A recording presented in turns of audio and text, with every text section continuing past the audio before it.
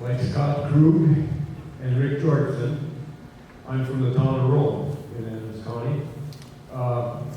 Our economy, our local economy, dwells on our three man-made lakes known as the Tri-Lakes, Sherwood, Arrowhead, and Camelot. Three of the four lakes that are connected to the town of Rome, that includes Pekinau as a major lake, are on the state impaired list.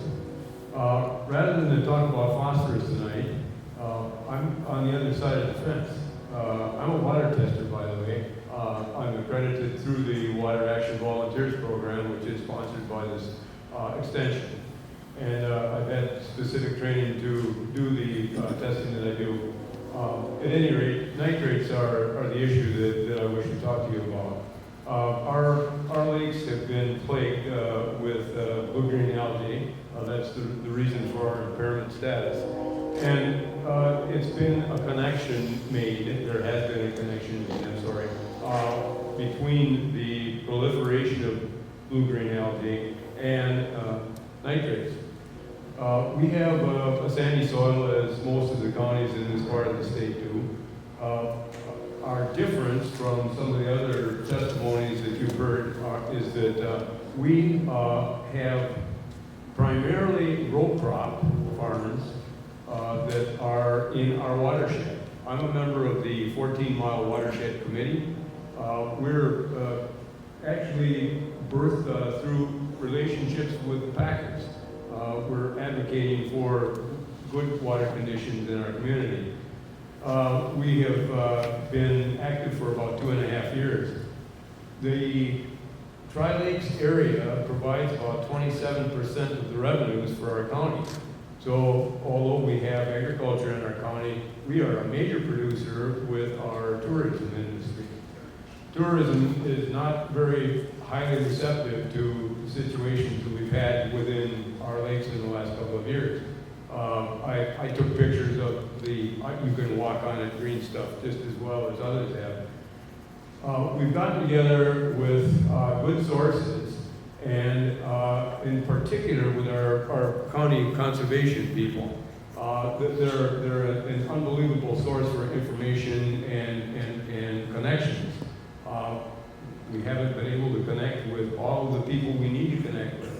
One of the things that has been offered to us, and one of the things that our former county conservation officer and now our new officer have taken in hand, is the 9 Key Element program, which is offered between both the state DNR and the federal EPA. That program is a 10-year-long program that will provide for funding sources primarily, but also other avenues that will allow us to deal with this situation that we have.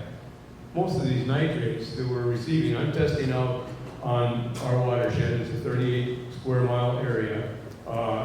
Most of the nitrate production that I'm dealing with, and incidentally, some of the ditches, as it were, this is on Glacial Lake, Wisconsin, between us and Highway 39, is agriculture produced, or at least it appears that way. I'm testing to find that out. I'm not going to point the finger at anybody, and even if I do find that out, pointing the finger isn't the way to do it. Adversarial stuff is something that I love. See me, I'm a biker. Yeah, we're bad guys, right? Well, not necessarily, not all the time. The 9 Key Element program is something that it is an element that is going to produce the sorts of things that Rick was talking about with farmer-led organizations. We're in a different situation here. We have very large farms in our area.